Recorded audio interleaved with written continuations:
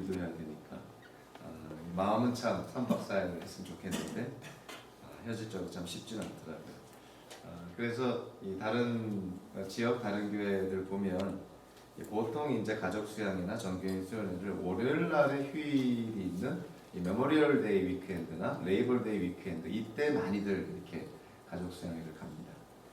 그래서 만약에 우리도 나중에 3박 4일로 가겠다 하면은 이 메모리얼 데이나 레이벌 데이를 끼워서 아마 가야 되지 않을까 이렇게 생각하는데요. 그만큼 참 수련회는 우리가 참 어떤 의미로 보면은 힘들게 준비한 부분도 있지만 항상 끝날 때가 되면 좀 더 하루라도 더 연장이 되었으면 하는 그런 아쉬움이 항상 남습니다. 우리 나중에 끝나고 나서도 서로 인사하는 시간을 갖겠지만 그래도 우리 2박 3일 동안 함께한 분들도 있고 오늘 또 주일 예배에 또 참여하신 분들도 있는데요. 우리 지금 주일학교 우리 어린아이 클래스가 진행이 돼서 또 거기에 또 학부모들과 또 몇몇 분들이 가 계시고 그리고 우리 지금 함께 예배하는 분들 우리 좌우 앞에 있는 분들 우리 서로 좀 인사하는 시간을 좀 가질까요? 네, 우리 먼저 간단하게 우리 인사하겠습니다. 1년에 52주나 되는 그 기간 동안에 52번이나 우리가 한 그 장소에서 예배를 드리다가 특별히 다른 장소에서 이렇게 예배를 드릴 때 좀 새롭죠. 이렇게 기분도 그렇고 분위기도 그렇고 우리의 마음 자세도 새로운 것 같습니다. 오늘 우리가 함께 나눌 말씀이 시편 73편의 말씀을 우리가 함께 나누도록 하겠습니다. 이 성경을 보면 거기에 어느 정도 이 시편에 대한 인포메이션이 잠깐 나오는 경우가 있죠. 그래서 시편 73편을 보니까 아삽의 노래다 이렇게 되어 있습니다.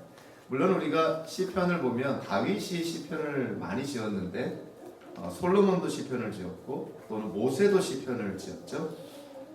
근데 이 아삽이라는 사람도 시편을 많이 지었습니다. 그래서 나중에도 또 언급을 하겠지만 이 아삽이라는 사람은 레위 지파에 속해 있는 사람이고 어떤 그 예배 가운데 음악과 관련된 그런 부분의 총 책임자고 또는 그 역대상에서 보니까 선견자다, 즉 선지자라는 표현까지도 씁니다. 그러니까 이 아삽이라는 사람이 단순히 음악적인 재능만 있는 사람이 아니라 제사장들이 배출이 되는 레위 지파에 그리고 선견자이기도 했다. 그러니까 상당히 신앙적으로 성숙한 그리고 이 유대 사회 이스라엘 민족에 있어서 어떤 지도자의 그런 어떤 위치에 있는 사람임을 우리가 쉽게 깨닫게 됩니다.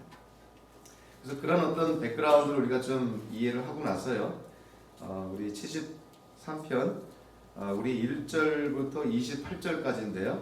본문이 좀 길어서 저와 함께 교독하면 좋겠습니다. 그래서 제가 홀수절 읽고 여러분들 짝수절 성경이나 또는 화면을 통해서 우리 세번역 성경으로 같이 읽겠습니다. 1절을 제가 먼저 읽겠습니다.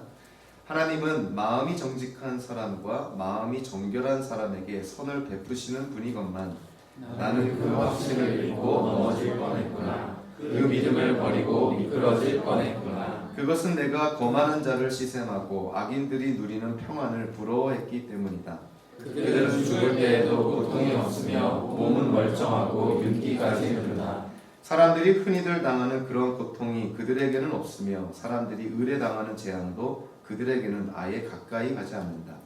오만은 그들의 목걸이요 폭력은 그들의 나들이 옷이다. 그들은 피둥피둥 살이 쪄서 거만하게 눈을 치켜뜨고 다니며 마음에는 헛된 상상이 가득하며 언제나 남을 비웃으며 악의 찬 말을 쏘아붙이고 거만한 모습으로 포근하기를 즐긴다.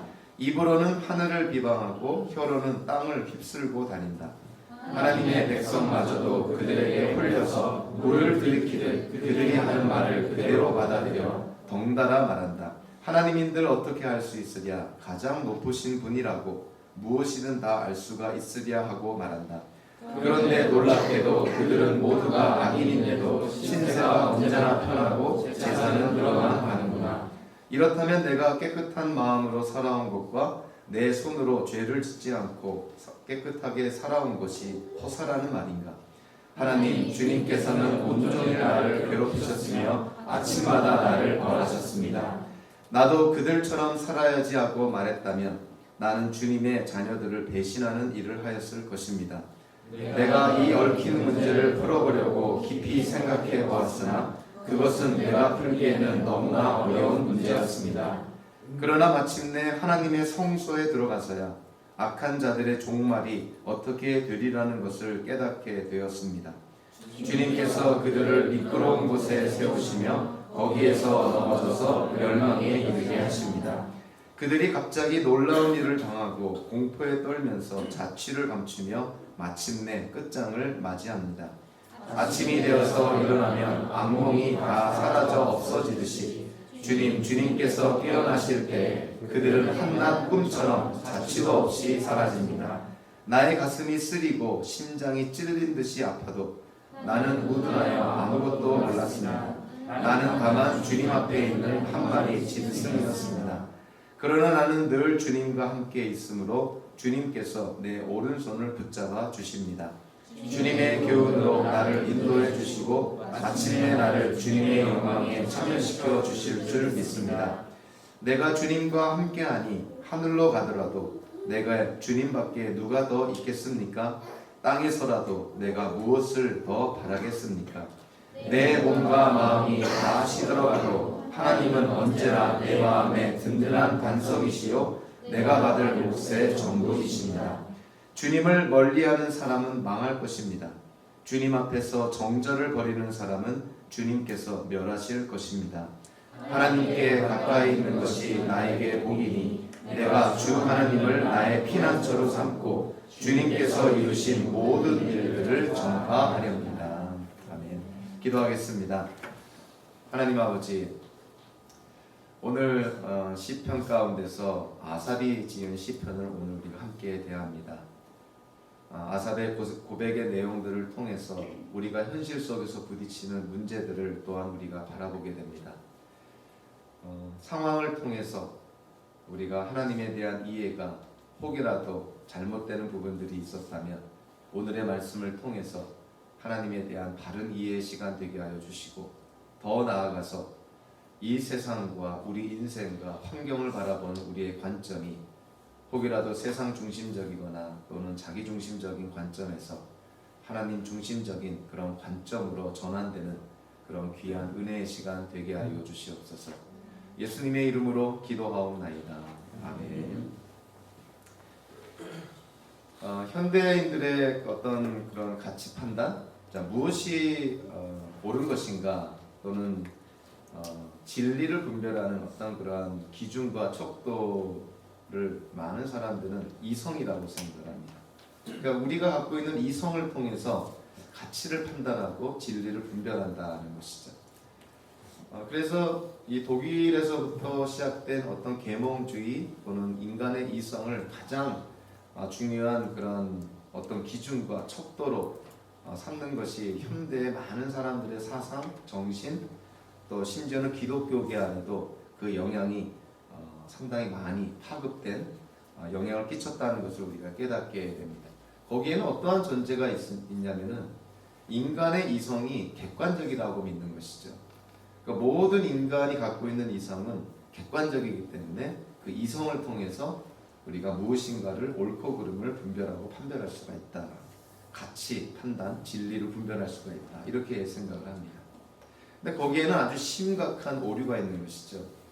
여기 이제 미시간 대학에 다니는 그 학생들이 대부분이어서 쉽게 이해가 될 수 있는 것이, 우리가 어떤 논문을 발표하고 무엇인가를 이렇게 프레젠테이션을 할 때 항상 전제가 있습니다. 그 전제가 그 이후에 우리가 그 개진하고 우리가 제시하고자 하는 모든 어떤 이론과 연구의 기초가 되는 것이죠. 그 전제, 가정. 자, 인간의 이성이 모든 진리를 분별하고 판단할 수 있는 기준과 척도가 된다는 것에 대한 전제가 뭐냐면 인간의 이성은 객관적이라는 거예요. 객관적이라는 것은 인간의 이성은 모든 사람들이 갖고 있는 이성이 다 객관적이고 똑같다는 것이죠. 공통분모가 있다는 것이죠. 그래서 이성이 객관적이기 때문에 이성을 통해서 우리가 진리를 분별할 수 있다. 이렇게 생각을 합니다.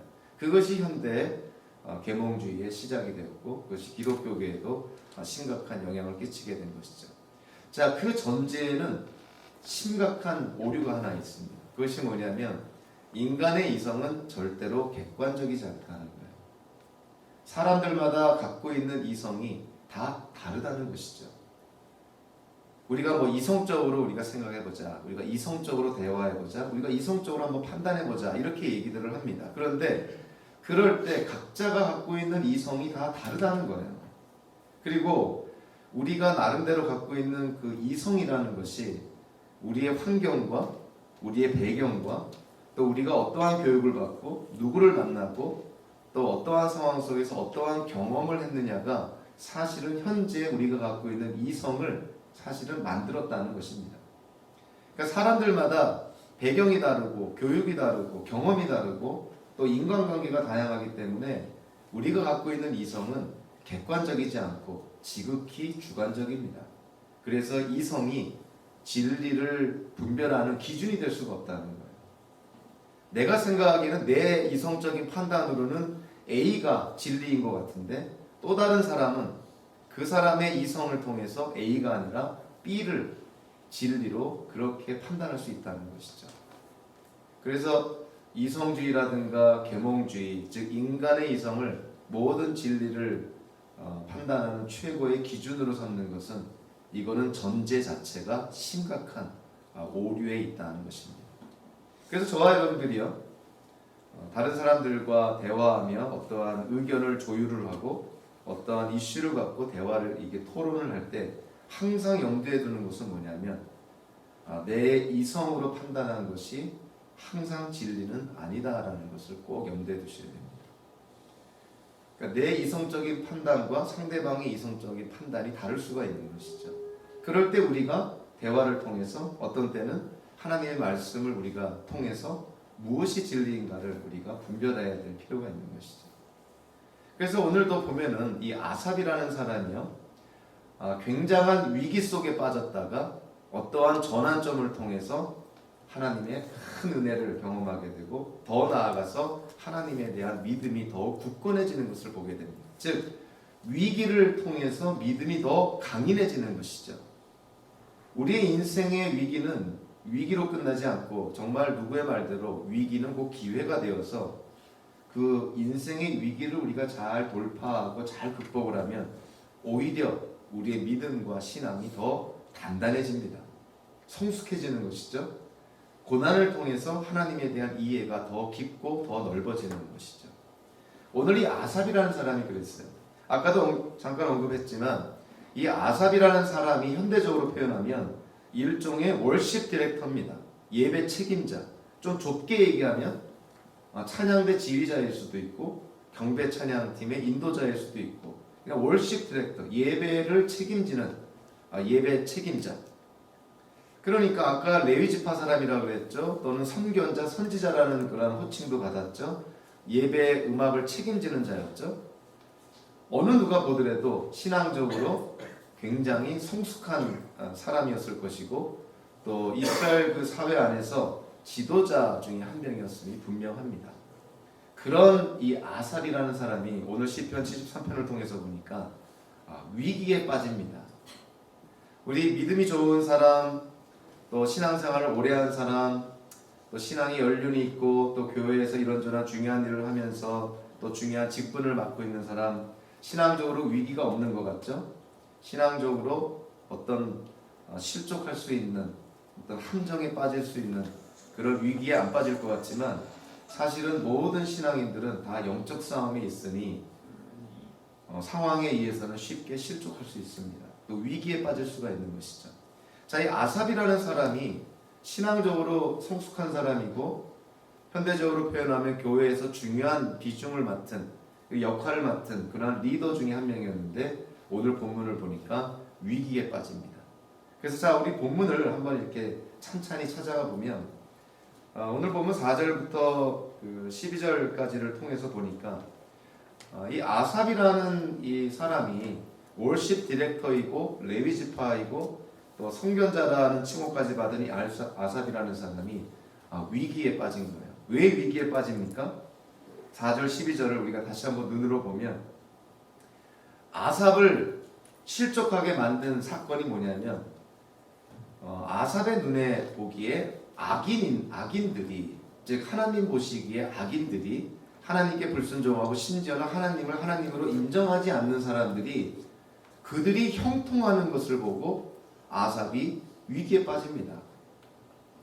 그건 우리가 정도차는 있지만 모든 사람들이 실족할 수 있는 그런 경우이기도 합니다. 하나님을 믿지 않는 사람들이 왜 더 잘 살까? 오히려 하나님을 잘 믿는 사람들이 병에 걸리기도 하고 위기에 빠지기도 하고 보통 사람들, 그냥 일반인들이 겪지 않는 어려움을 이 믿는 자들이 겪는 경우가 있어요. 자, 그럴 때 우리가 위기에 빠질 수 있는 것이죠.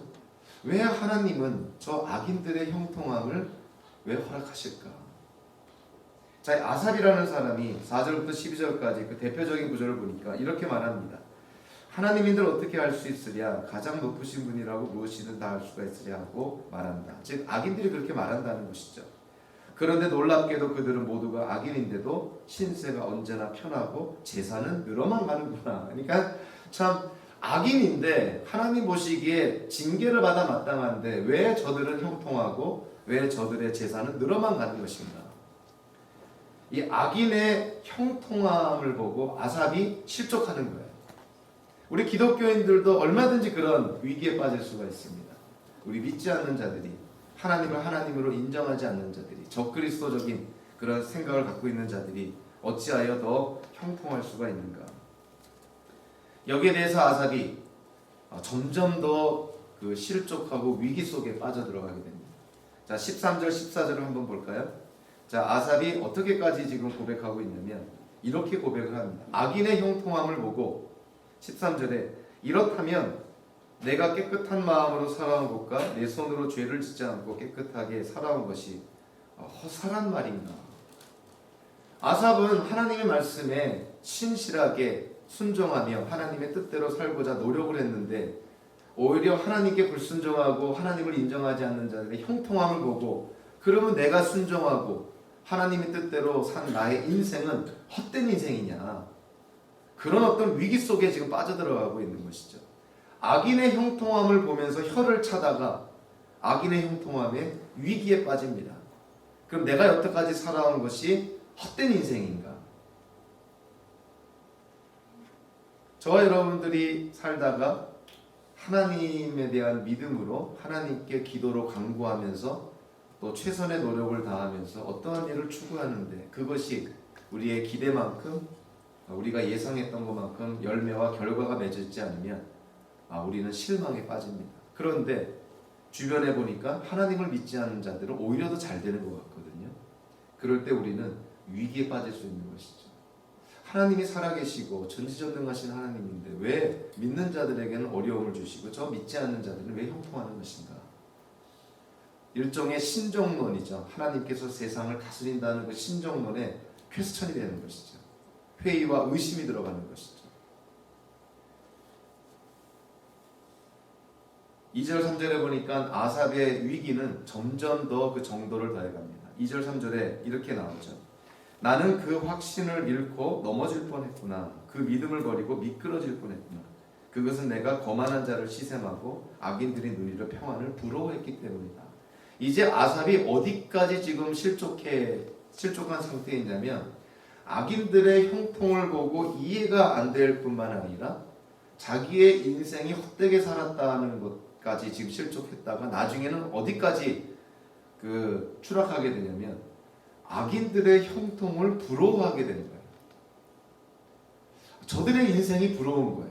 하나님을 믿지 않고 하나님께 순종하지 않으면서도 형통한 저 하나님 보시기에 악한 자들의 인생을 이 아삽은 내가 그거를 시샘하고 부러워했다 이렇게 표현합니다. 그러니까 처음에는 믿지 않는 자들의 형통을 우리가 하나님 기준으로 또 우리의 믿음과 신앙의 기준으로 그거를 판단하다가 나중에는 그거를 부러워하고 시샘하게 됐다는 거예요. 자, 아삽이라는 사람이 어떤 사람입니까? 우리 현대적으로 표현하면 초신자도 아니죠. 새신자도 아닙니다. 신앙의 연륜이 있고 믿음의 가정에서 태어나고 또 오랫동안 신앙 공동체에서 봉사하고 수고했던 지도자 중에 한 명, 월십 디렉터, 예배를 총책임지는 사람. 그런 사람도 악인들의 형통을 바라보다가 실족하게 되고 위기에 빠지게 되고 더 나아가서는 그들의 삶을 부러워하기까지 되었다는 것입니다. 자, 우리가 신앙인으로 이 땅을 살면서 경험 가운데 정도 차이는 있지만 참 공감이 되는 부분 아닙니까? 우리도 어떤 때는 주변 사람들을 부러워할 때가 있는 것이죠. 그들이 불신자임에도 불구하고 하나님을 믿지 않는 자들임에도 불구하고 그들의 형통함을 부러워할 때가 우리 가운데 다 있습니다. 왜 우리라고 그런 게 없겠습니까? 그만큼 우리가 연약한 존재라는 것이죠. 우리의 연약함을 인정하는 것이 굉장히 중요한 것인데 하나님께서 우리를 구원해 주셨지만 그럼에도 불구하고 예수님이 이 땅에 오시기 전까지는 저와 여러분들은 여전히 죄와 싸우면서 우리 안에 남아있는 죄성을 극복해야 되는 상황 속에서 우리는 인생을 살아가야 됩니다. 그러니까 시기, 질투, 시샘, 악한 것이지만 부러워하는 그런 우리의 죄성을 우리가 인정을 해야 되는 것이죠. 저와 여러분들은 아직까지도 그런 죄성이 남아있다는 것이죠. 우리는 그 매스컴을 통해서 수도 없이 그런 소식을 듣습니다. 복권에 당첨된 사람들은 그 결말이 다 폐가망신하고 뱅크럽시하고 이혼하고 가정은 다 망가지고 다 합니다.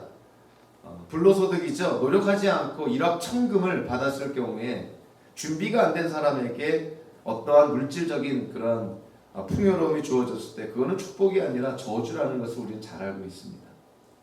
그럼에도 불구하고 얼마나 많은 기독교인들이 복권에 당첨된 사람들 그들을 부러워할까? 저와 여러분들은 살면서 이런저런 모양으로 우리 나름대로 인생의 중심에 우리의 삶의 중심에 무엇인가를 모셔놓고 있습니다. 즉 무엇을 원칙으로 우리는 살아갈 것인가? 우리 안에 우리의 삶 중심에 원칙이 되는 것이 무엇이냐에 따라서 저와 여러분들의 삶은 천양지차로 달라지게 되는 것이죠. 제가 여태까지 읽은 책 중에서 물론 우리 정통 기독교인은 아니지만 제가 알기로는 몰몬교 교인이라고 알고 있습니다. 그럼에도 불구하고 그가 쓴 책이 아주 사회에 큰 파장을 일으키고 영향을 끼친 책이 있었죠. 이 스티븐 코비 박사가 쓴 성공하는 사람들의 7가지 습관이다라는 책이 있습니다. 그래서 여러분들 나중에 시간이 되시면 한글판이든 영어판이든 꼭 한번 읽어보시기를 바라는데요. 물론 이제 성공한다라는 말이 우리가 신앙적으로 좀 잘 좀 이해하실 필요가 있는 것이죠. 여기서 성공이라 그래서 어떤 세속적이고 물질적이고 세상적인 성공이라고 생각하시면 안 되는 것인데 어찌됐든 간에 우리가 인생을 성공하기 위해서 그런 성공한 사람들의 공통적인 습관이 7가지가 있는 것인데 그 중에 하나가 뭐냐면은 성공한 사람들은 원칙 중심의 삶을 산다는 거예요. 그러니까 편법이나 변칙이나 불법이나 위법을 행하면서 사는 것이 아니라 자기가 생각하기에 내 인생 속에서 이거는 꼭 지켜야겠다 하는 원칙이 있다면 상황에 관계없이 그 원칙을 지키며 사는 사람들, 그러한 사람들이 결국은 인생을 성공적으로 살았다는 것이죠.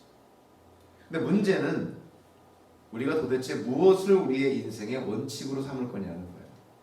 여러분들은 인생을 살아가면 무엇이 여러분들의 인생의 원칙입니까? 물론 원칙에 대한 여러 가지 개념이 있을 수 있지만 분명한 것은 시대가 흐름에 따라서 또는 문화가 다르다고 해서 또는 우리의 배경이 다르다고 해서 만약에 달라질 수 있는 것이라고 한다면 그거는 보편타당한 원칙이 될 수는 없겠죠. 그래서 우리가 원칙으로 삼는 것은 시대와 문화를 뛰어넘을 수 있는 것이 우리 인생의 원칙이 되어야 되겠죠. 그렇다면 시대와 문화와 또는 언어와 환경을 뛰어넘는 원칙이 될 만한 것이 무엇일까? 우리 모두에게 적용될 수 있는 원칙이 될 만한 것이 무엇일까? 다른 말로 하면 시간과 환경에 관계없이 진리라고 얘기할 수 있는 그 원칙이 과연 무엇일까? 그것이 우리의 삶의 중심이 되어야 된다는 것이죠. 그래서 기독교인들에게 있어서 우리 삶의 저와 여러분들의 삶의 원칙이 되어야 되는 것은 시대를 뛰어넘는 불변하는 진리가 원칙이 되어야 됩니다. 그렇다면 그 진리가 어디 있냐는 거예요. 사람들마다 진리에 대한 개념이 다 다르죠. 우리 기독교인들이 생각하는 진리가 뭡니까? 진리는 하나님의 말씀 안에 있죠. 좀 더 구체적으로 내로우 다운하면 누가 진리라는 거예요? 예수님이 진리라는 거예요. 그래서 예수님의 말씀, 예수님의 삶, 예수님께서 우리에게 주신 가르침, 그것이 우리 인생의 원칙이 되어야 된다는 것이죠. 그럴 때 저와 여러분들의 인생은 물론 과정과 여정은 다르겠지만, 세상적인 기준으로 보면 좀 이해가 다르겠지만, 하나님 안에서 우리는 인생을 성공적으로 살 수 있다는 것입니다. 자, 아삽이라는 사람이 우리보다 훨씬 더 이런 어떤 하나님 중심적인 원칙을 가졌을 거라고 생각을 해요. 그런 아삽도 위기에 빠집니다. 뭐 때문에요? 악인들의 형통을 통해서, 믿지 않은 주변 사람들의 형통함을 통해서 위기에 빠진 거예요. 더 나아가서 어떻게 됐다고요? 그들을 부러워하기까지 되었다는 것입니다. 그것이 참 인간의 우리 연약함인 것이죠. 저와 여러분들의 연약함이기도 합니다. 그래서 우리가 항상 대비하고 준비하고 하나님의 말씀으로 무장을 해야 되는데, 자, 오늘 본문은 이제 15절부터 17절까지를 통해서 보니까, 자, 아삽의 인생이 악인들의 형통을 부러워하다가 시샘하다가 자기의 인생은 헛되게 사는 것이 아닌가, 이런 어떤 자조적인 그러한 생각에 빠졌다가 어떠한 전환점을 맞이하게 됩니다. 자, 그 전환점이요, 15절과 16절에 보니까 이렇게 말합니다. 나도 그들처럼 살아야지 하고 말했다면 나는 주님의 자녀들을 배신하는 일을 하였을 것입니다. 자, 악인들의 형통함을 보고 이 아삽이라는 사람이 시험에 빠집니다. 그래서 나도 저들처럼 살아볼까? 하나님의 법을 그냥 지키려고 노력하기보다 그냥 임기응변 또는 융통성 있게 환경윤리적으로 그렇게 조금 환경에 따라서 좀 변칙적으로 편법으로 그렇게 살아볼까? 이런 생각을 했다는 거예요. 아삽이라는 사람이. 그랬는데 15절에 보니까 뭐라는 거예요? 만약에 내가 악인들의 형통함을 보고 그들처럼 살아야겠다고 말했다면 나는 주님의 자녀들을 배신하게 될 것이다. 그러니까 이 아삽이라는 사람이 지금 생각을 한 것이에요. 내가 만약에 악인처럼 산다면 어떻게 될까? 물론 나는 악인들처럼 형통한 삶, 세상의 기준으로 보기에 형통한 삶을 살 수 있을지는 모르겠지만, 지금 자기가 월십 디렉터고 레이지파고 선지자고 이스라엘 백성의 지도자 중에 한 명인데, 나를 바라보고 나를 따르는 그런 주님의 자녀들, 이스라엘 백성들을 배신하게 되는 것이 아니냐. 자, 여기서 우리가 좀 눈여겨봐야 될 것은, 지금 이 아삽이라는 사람이요, 지금 생각을 하게 된 것이 뭐냐면, 하나님께 대한 믿음으로 이 생각을 했다기보다도 상당히 이성적인 판단을 합니다.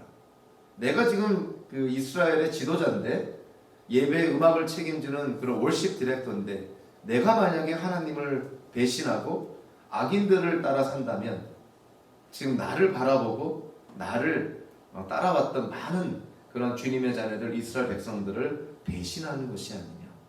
상당히 이성적인 판단을 하는 것이죠.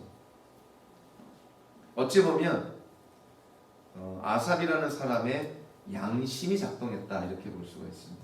아니, 물론 개인적으로는 악인들을 따라하면 형통할 수 있을지 모르지만, 그러나 내가 지금 이스라엘 백성 안에서 예배 책임자로서 내 위치를 생각한다면 어찌 내가 그럴 수가 있겠느냐. 나 혼자 잘 살겠다고 어찌 나를 바라보는 그 수많은 이스라엘 사람들의 기대를 저버리고 배신할 수가 있겠느냐. 그래서는 안 된다 하는 생각을 갖게 된 것이에요. 이거는 지극히 이성적이고 양심적인 판단입니다. 그런데 이런 이성적이고 양심적인 판단에는 한계가 있다는 것을 바로 그 다음 절에 나오죠. 16절에 보니까 악인들의 형통함을 보고 부러워하지만 그렇다고 그들의 삶을 따라갈 수는 없고, 이러지도 못하고 저러지도 못하고, 그런 어떤 딜레마에 빠진 것이 16절에 나오죠. 내가 이 얽힌 문제를 풀어보려고 깊이 생각해 보았으나 내가 풀기에는 너무나 어려운 문제였다. 내게 닥친 현실을 풀기는 너무나 어려웠다는 거예요. 악인들의 형통함을 보고 부럽지만 그 형통함이 부러워서 악인들을 따라 사는 것은 또 내 양심에 맞지 않고, 그러니까 딜레마에 빠진 것이에요. 갈등에 빠진 것입니다. 인간의 어떤 죄성, 그리고 하나님이 주신 양심의 역할, 이것이 부딪히면서 지금 갈등을 부딪히는 것이에요. 갈등이 막 생겨났던 것이죠. 거기에 대한 해결책이 오늘 보면 17절에 나오죠. 그러나 마침내 하나님의 성소에 들어가서야 악한 자들의 종말이 어떻게 되리라는 것을 깨닫게 되었습니다. 자기의 생각, 자기를 성찰하고 자기를 돌아보고 이성적으로 양심적으로 판단해 봤을 때 이러면 안 된다는 걸 알았지만, 그럼에도 불구하고 그 어떤 갈등의 연속이었다가 이 아삽이라는 사람이 어디 가서 어떠한 환경 속에서 진리를 깨닫게 되냐면 하나님의 성소에 가서 하나님을 예배할 때 깨닫게 됩니다. 자, 무엇을 깨닫게 됐다고요? 그 악인들의 종말이 어떻게 된다는 것을 깨닫게 된 거예요. 그러니까 여태껏 악인들의 형통함을 부러워했는데 아삽이 하나님께 예배하다가 깨닫게 됐어요. 아, 저 형통한 악인들의 종말은 하나님께로부터 징계를 받을 수밖에 없는 그러한 존재라는 것을 깨닫게 됐다는 것이죠. 그러니까 하나님을 예배하다가, 자, 우리가 현대적으로 표현하면 이것은 성령의 역사인 것이죠. 인간의 이성으로 도저히 어떻게 할 수 없는 그러한 막다른 궁지에 몰려 있을 때 성령의 역사로 깨닫게 해줍니다. 특히 하나님을 예배할 때, 성소에 가서 하나님을 예배할 때 악인들의 종말이 어떻게 된다는 것을 깨닫게 됨으로 말미암아 이 아삽은 악인들의 형통을 더 이상 부러워하지 않게 된 것이죠. 아, 저 악인들의 형통은 일시적인 것이구나, 유한한 것이구나, 이 세상으로 제한되어 있는 것이구나, 이거를 이 아삽이 하나님을 예배하다가 깨닫게 된 것이에요. 그래서 저와 여러분들도 혹시라도 살면서요, 우리 주변 사람들을 부러워할 때가 있습니다. 특히 예수님을 믿지 않는 사람들이 형통함을 부러워할 때가 있는 것이죠. 우리가 그들을 정죄하라는 것이 아니라 성경의 진리를 잘 깨달으시라는 거예요. 예수를 믿지 않고 이 땅에서의 형통함은 그거는 이 세상으로 제한을 받는 것입니다. 유한한 것이죠. 영원한 형통함이 될 수가 없는 것이죠. 그래서 부러움의 대상이 되면 안 된다는 것입니다.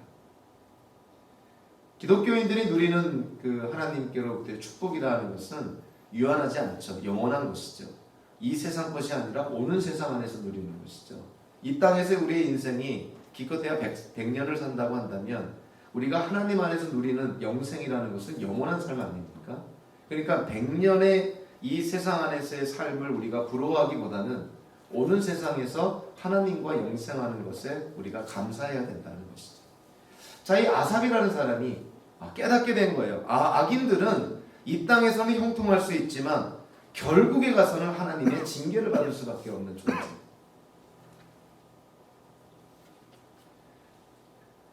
아삽의 어떤 그 생각이 깨져버립니다.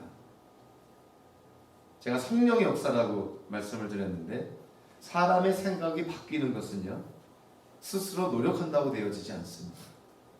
우리가 여태까지 옳다고 생각한 것이 어느 순간에 그것이 틀린 것이구나, 내가 생각을 잘못했구나, 이것은 우리의 노력으로 되는 것이 아니라 외부로부터 무엇인가 자극을 받고 영향을 받았을 때 우리의 생각이 바뀝니다. 아삽의 생각이 바뀐 것은 하나님을 예배하다가 하나님의 영의 역사로 말미암아 그의 영적인 눈이 띄어지게 된 것이죠. 그 악인들의 종말을 보게 된 것이죠. 그거는 하나님의 역사인 것이죠. 자, 저희들도 인생을 살다가 생각이 바뀔 때가 있습니다. 자, 오늘 그 우리 말씀 나누는 것의 주제이기도 하지만 관점의 전환이 일어날 때가 있는 것이죠. 그러면 우리가 생각이 바뀌고 관점이 바뀌는 것은 우리의 노력으로 되지 않습니다. 왜 우리의 노력으로 되지 않냐면 내가 여태껏 옳다고 생각해왔던 것을 내가 노력해서 고칠 사람은 없어요. 그거는 일어나지 않습니다. 그러면 내가 옳다고 생각한 것이 잘못되었구나, 틀렸다고 생각한 것이 옳은 것이구나, 이것이 깨달아지는 것은 외부에 자극이 있을 때만 가능하다는 거예요. 어떤 사람을 만났거나 책을 통해서든 또는 경험을 통해서든 어떤 그러한 외부의 자극을 통해서 우리의 생각이 바뀌게 되는 것이죠. 구약 성경에 쓰여진 히브리어에서는 이런 어떤 그 생각이 바뀐다 이런 거를 하나의 단어로 이렇게 표현한 그런 히브리어 단어는 없습니다. 다만 이제 그걸 풀어서 생각이 바뀐다 또는 돌이킨다 뭐 이런 표현으로 이제 간접적으로 표현을 하죠. 근데 신약 성경에서는 헬라어로 쓰여진 이 신약 성경에서는 이 생각이 바뀌는 것을 직접적으로 표현한 단어가 하나 있습니다. 그 헬라어가 뭐냐면은 회개라는 단어예요. 회개라는 단어의 문자적인 의미가 생각을 바꾼다는 뜻입니다. 그래서 우리가 무엇인가를 옳다고 어느 방향으로 가다가 이것이 틀렸구나 깨닫고 생각을 바꾸어서 방향 전환을 한 것, 턴어라운드 한 것, 그것이 바로 회개라는 것이에요. 자, 제가 강조하고 싶은 것은 회개는 생각이 바뀌어지는 것은 우리가 노력해서 되는 것이 아니라는 것을 저는 꼭 강조하고 싶습니다. 우리가 옳다고 생각한 것이 틀렸다고 깨닫게 되는 것은 외부에 자극이 있을 때만 가능한 거예요. 내가 노력해서 내가 옳다고 한 것이 틀린 것을 깨달아지는 것이 아니라는 것입니다. 무엇인가 외부의 자극을 통해서 내가 생각한 것이 틀렸구나. 그래서 회개는 내가 노력해서 회개해야 하는 것이 아니라 사실은 하나님의 역사라는 것이에요. 그래서 성경은 믿음과 아울러서 회개를 하나님의 선물이라고 묘사합니다. 죄가 깨달아지는 것 성령의 역사죠. 내가 어떤 길을 가는 것이 옳지 않은 길이라고 깨달아지고 생각이 바뀌어서 가던 길을 돌이키는 방향 전환이 일어난 이 회개의 역사는 내 노력이 아니라 외부의 자극, 다르게 말하면 하나님의 역사라는 거예요. 그래서 이 아삽이 하나님의 성소에 들어갔다가 악인들의 형통함을 부러워하다가 악인들의 종말을 보고 마음을 돌이키게 된 것, 이것이 바로 예배 중에 일어난 하나님의 역사라는 것입니다. 우리가 보통 그 입장이라는 표현을 많이 쓰죠. 그 입장이라는 그 단어를 우리가 입장이 서로 다르다 뭐 이런 표현을 쓰지 않아요? 근데 입장이라는 그 단어가 한자어인데 그 한자어를 풀어서 이해하면 서 있는 자리를 입장이라고 표현합니다. 그러니까 서 있는 자리가 다르기 때문에 똑같은 사건도 바라보는 시각이 다르고 해석이 달라지는 것이에요. 그러니까 입장이 다르면 똑같은 사건에 대한 이해와 해석이 달라진다는 것이죠. 영어로는 포지션입니다. 위치에 따라서 어떠한 사건이 사람들마다 와닿는 게 달라지는 것이죠. 자, 그래서 저와 여러분들이 한 공동체를 형성하면서요, 우리가 한 교회를 신앙 공동체를 형성하면서 사실은 우리의 입장이 같아지도록 노력을 해야 됩니다. 만약에 우리가 한 공동체를 형성하지만 서 있는 자리가 다르고 바라보는 시각이 다르고 포지션이 다르면 생각이 달라지는 거예요. 똑같은 사건에 대한 해석이 달라집니다. 그러면 공동체가 하나가 되기가 어려운 것이죠. 그래서 우리가 같은 입장에 있도록 노력을 해야 됩니다. 우리가 한 사이드에 있어야 됩니다. 같은 사이드. 그것이 예수를 믿고 아는 일에 하나가 되는 아주 중요한 것이죠. 자, 여러분들의 입장이 어떠한 것인지 한번 생각해 볼 필요가 있는 것이죠. 그래서 우리가 모든 것이 같을 수는 없지만 핵심적인 것에 대해서는 우리가 같은 입장에 있어야 돼요. 그래서 사도 바울은 에베소서를 통해서 기독교인들로 구성된 교회가 정말 한몸된 공동체를 이루기 위해서는 어떠한 면에서는 같은 입장에 있어야 된다. 포지션이 같아야 된다. 이렇게 강조하는데 특별히 뭐를 강조합니까? 예수님에 대한 이해가 같아야 된다는 거예요. 그래서 우리가 하나가 돼야 됩니다. 우리가 좀 이렇게 으쌰으쌰 해야 됩니다. 물론 중요하죠. 액티비티도 있어야 되죠. 어떤 좋은 프로그램을 통해서 우리가 경험도 같이 해야 되죠.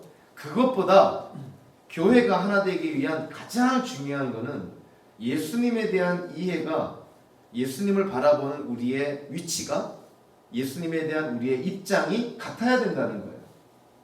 예수님에 대한 이해가 다르면 절대 하나 되지 않습니다.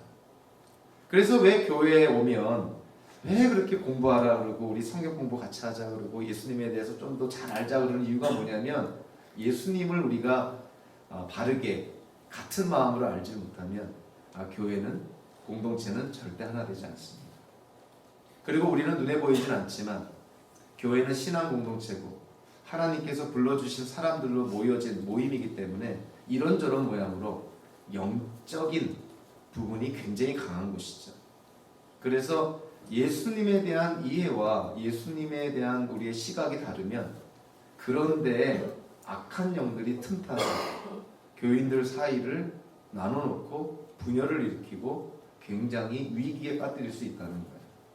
그래서 저와 여러분들이 우리가 한 교회를 섬길 때는 예수님에 대한 이해가 같아야 됩니다.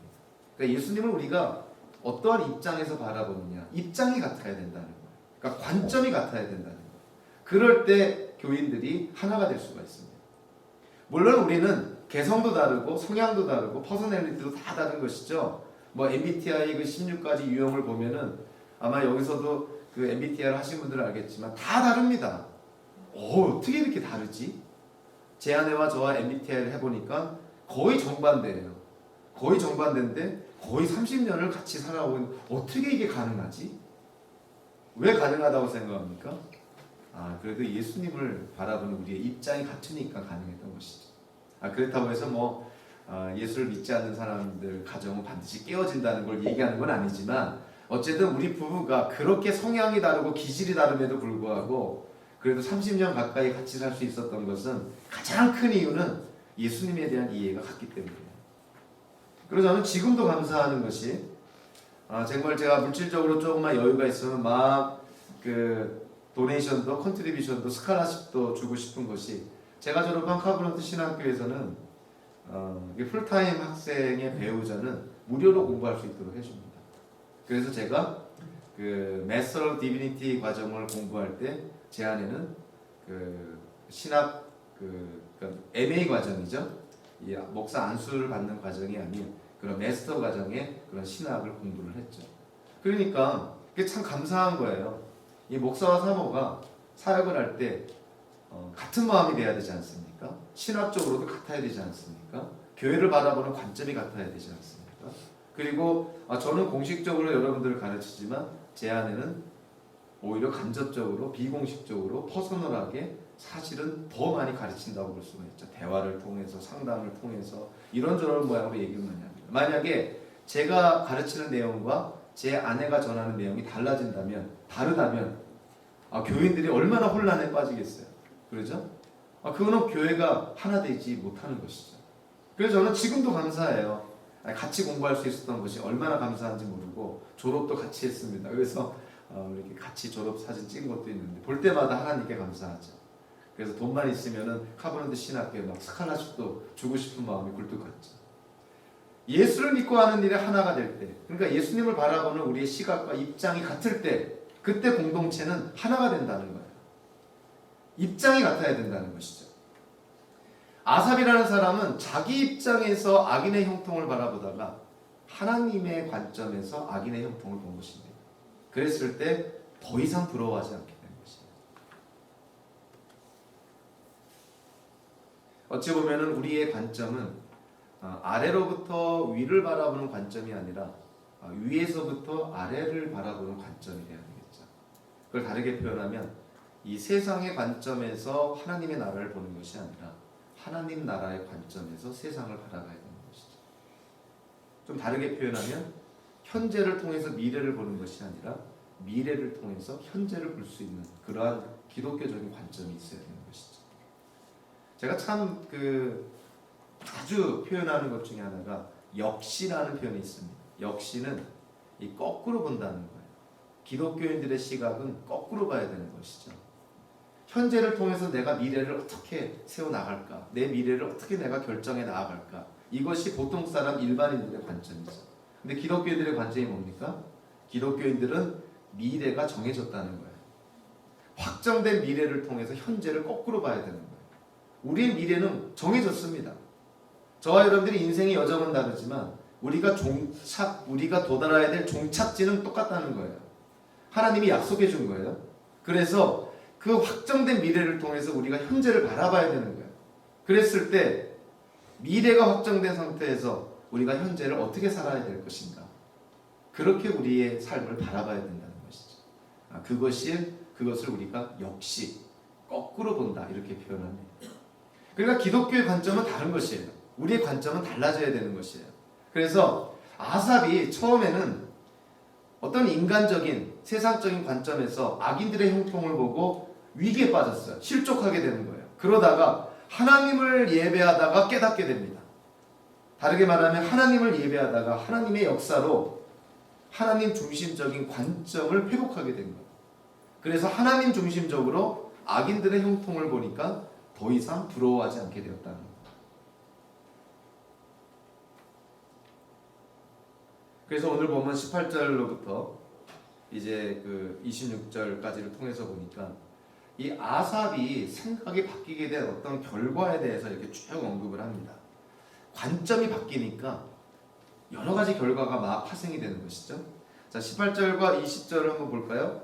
자, 반복되는 얘기지만 악인들에 대한 인식이 바뀌어졌어요. 18절에 보니까 자, 악인들이 나중에 어떻게 된다고 말하고 있냐면 주님께서 그들을 미끄러운 곳을 세우시며 거기에서 넘어져서 멸망에 이르게 하십니다. 마침내 끝장을 맞이합니다. 그들은 한낱 꿈처럼 자취도 없이 사라집니다. 처음에는 아삽이 이들을 부러워했고 시샘을 했다가 이제는 깨닫고 나서는 어떻게 본 것이에요? 하나님이 그들을 징계하시는구나. 하나님을 하나님으로 인정하지 않는 자들, 그들이 이 땅에서 아무리 형통한다 하더라도 결국 그들의 종말은 하나님의 징계를 받게 된다는 거예요. 그거를 아삽이 깨닫고 나서 이 악인들에 대한 인식이 새로워진 것입니다. 그러니까 더 이상 부러워하지 않게 된 것이에요. 자, 이 아삽의 그런 관점의 전환의 결과가 두 번째로, 자, 어떠한 결과가 나오냐면 21절과 22절을 한번 볼까요? 하나님의 역사로 깨닫게 되고 나서 자, 아삽이요 자기를 바라보게 됐어요. 자기에 대한 인식이 바뀝니다. 자기가 옛날에 악인들의 형통을 부러워하고 하나님의 뜻대로 살았던 자기의 인생이 헛것이 아닌가, 자기가 헛된 인생을 살지 않았나, 이런 어떤 생각을 했던 자기를 돌아보게 됩니다. 그래서 21절과 22절에 보니까 아삽이 뭘 고백하는 것이죠? 내가 옛날에 악인들의 형통을 부러워하고 하나님의 말씀대로 살았던 것이 헛된 것이라고 생각했던 그때를 돌아본 것이에요. 그러면서 아삽이 결론을 내립니다. 나는 그때 악인들의 형통을 부러워했던 그때 자기는 어떠한 존재와 같았다는 거예요? 마치 한 마리 짐승과 같았다, 이렇게 표현합니다. 참 이거는 굉장한 그 자기 비하의 발언이었던 것이죠. 하나님 중심적이지 않고 자기 중심적으로 악인들의 형통을 부러워했던 때는 내가 하나님의 형상으로 지음받은 인간이 아니라 한 마리 짐승에 불과했다, 이렇게 말합니다. 이거는 참 굉장히 심각한 표현인 걸 우리가 알고 있죠. 우리는 그 성경을 통해서 이 우주의 시작, 하나님의 창조 사역을 우리는 믿죠. 그래서 인간은 진화된 동물도 아니고 또 동물들과 동격시 될 것도 아니고, 우리 인간은 이 땅에 지어질 때부터 하나님의 형상대로 하나님의 이미지를 갖고 있는 그러한 고귀한 인격체로 하나님이 우리를 지으셨다는 것이죠. 그래서 인간은 하나님의 형상대로 지음받았기 때문에 하나님을 예배하고 경배해야 될 책임과 특권이 있습니다. 그래서 동물들은 하나님을 예배하지 않죠. 인간들만 하나님을 예배할 수 있습니다.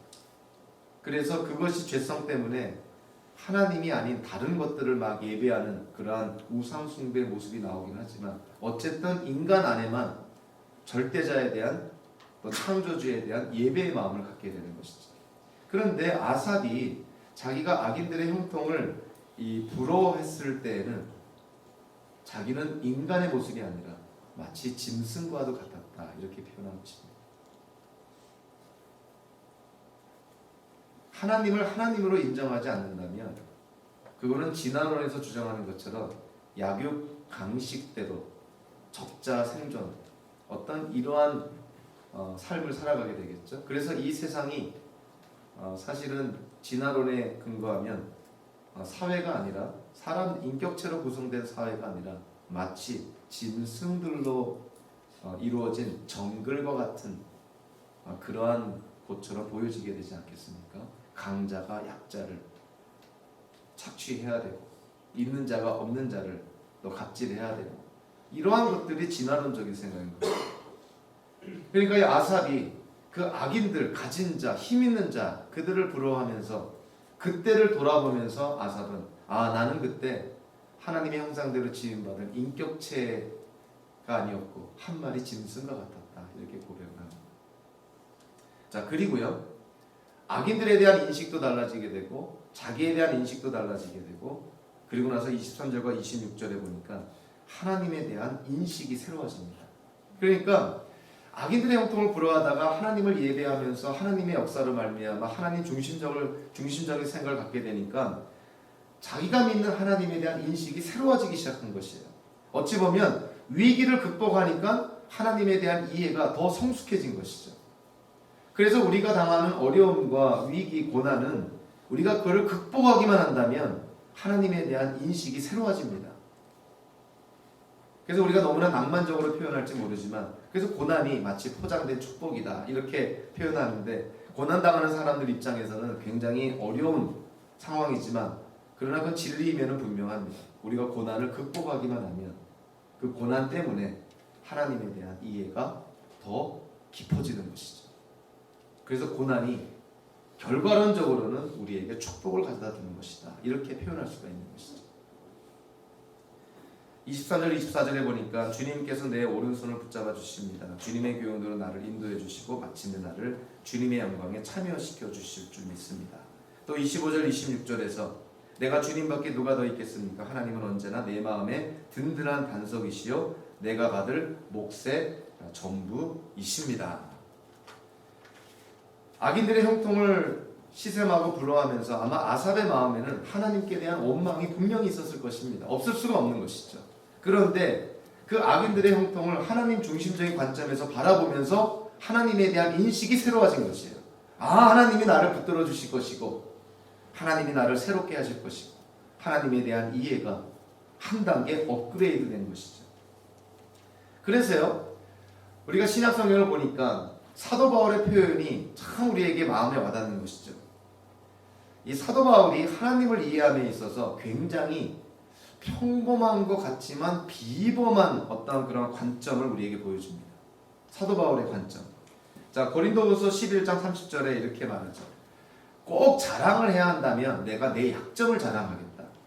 여러분들 이게 상식적으로 이해가 됩니까? 아니 어떻게 내 약점을 자랑할까? 장점을 자랑해야지. 가진 것을 자랑해야지. 내가 이루고 성취한 것을 자랑해야지. 하나님께로 받은 은사를 자랑해야지. 왜 사도 바울은 내 약점을 자랑한다고 그랬을까? 거기에 대한 설명이 고린도후서 바로 다음 장 12장 9절 10절에서 말합니다. 너무나 유명한 말씀을 말하죠. 자, 사도 바울이 뭐라고 말합니까? 하나님의 말씀을 인용합니다. 내 은혜가 내게 족하다. 내 능력, 즉 하나님의 능력은 약한 데서 완전하게 된다.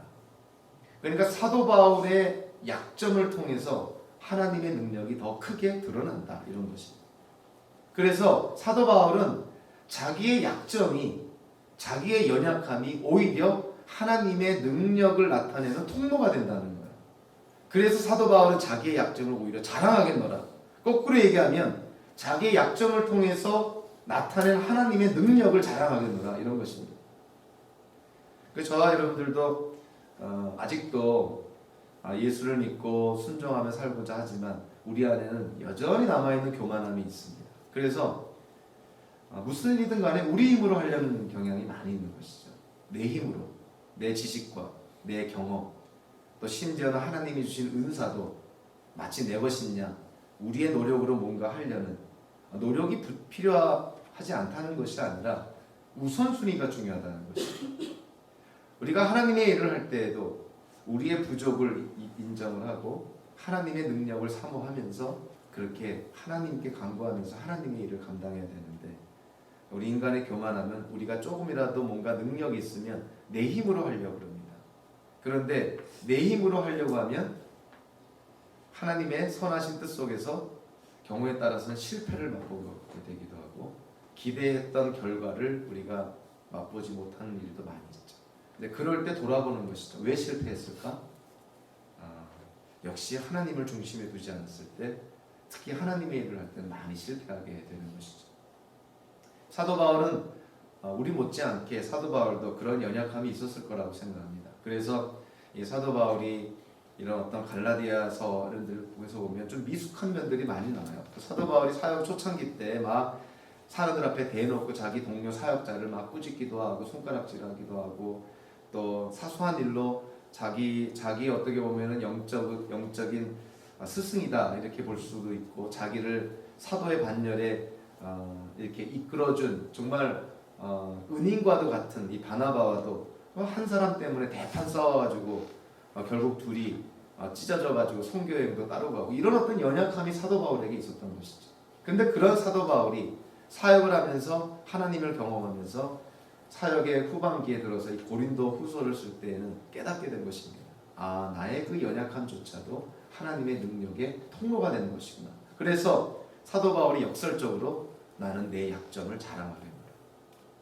그래서 우리 기독교인들이 갖고 있는 약점이라는 것은 약점으로 끝나지 않고 오히려 하나님의 능력을 나타낼 수 있는 수단이 되고 통로가 되고 매개체가 될 수 있다는 거예요. 그래서 사도 바울은 내 약점을 자랑하겠노라 이렇게 얘기합니다.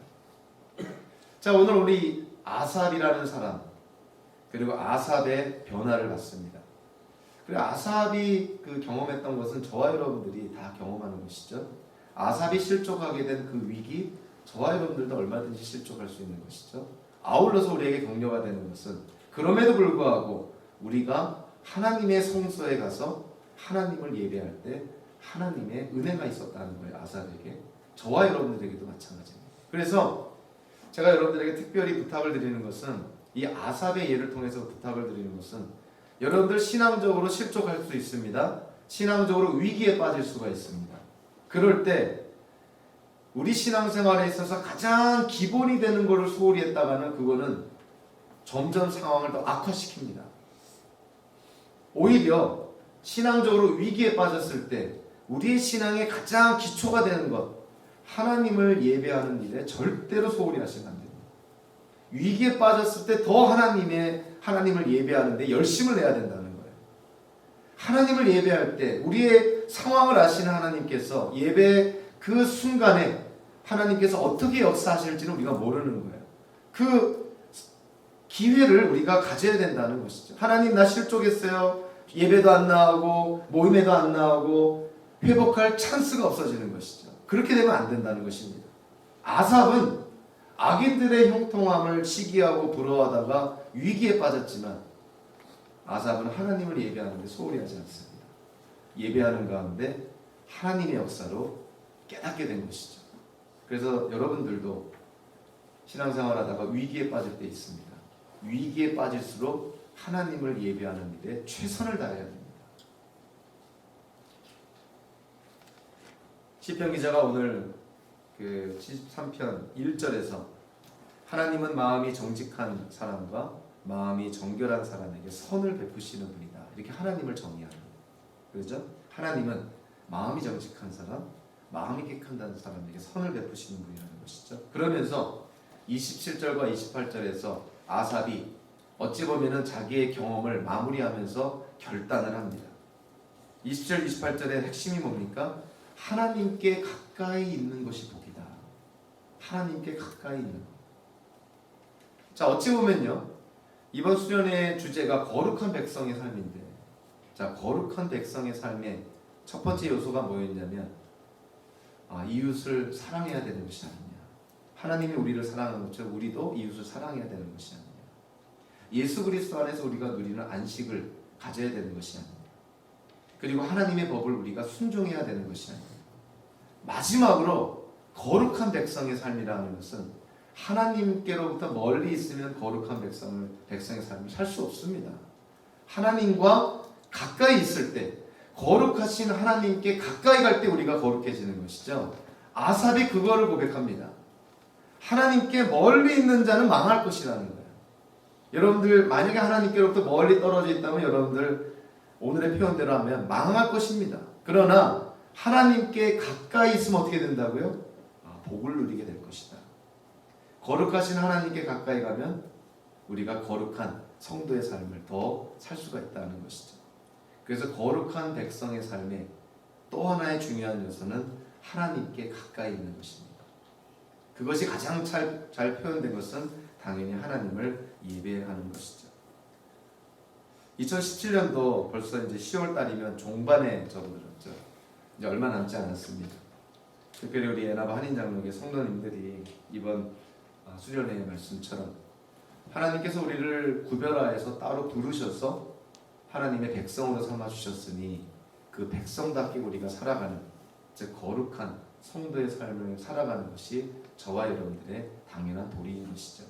특별히 오늘의 말씀에 의지해서 우리의 심령 안에 하나님이 중심에 계시고 하나님 중심적인 관점을 갖고 혹여라도 우리 안에 세속적이고 하나님 보시기에 옳지 않은 그런 생각들이 있다면 하나님 안에서 돌이켜서 하나님의 마음으로 하나님의 입장으로 세상을 바라보며 살아가시기를 주님의 이름으로 축원합니다. 기도하겠습니다. 고마우신 하나님, 아삽의 그런 어떤